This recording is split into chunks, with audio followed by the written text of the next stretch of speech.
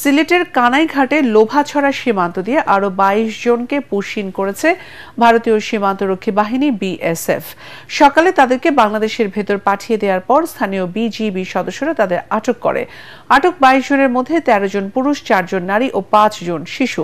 এর আগে গত ১৪ মে একই উপজেলার আটগ্রাম সীমান্ত দিয়ে ১৬ জনকে পুশিন করে বিএসএফ।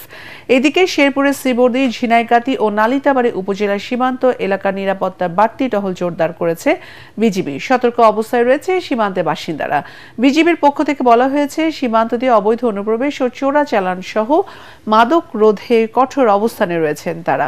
একই সঙ্গে সীমান্ত এলাকায় জনসচেতনতা বাড়াতেও কাজ করছে তারা।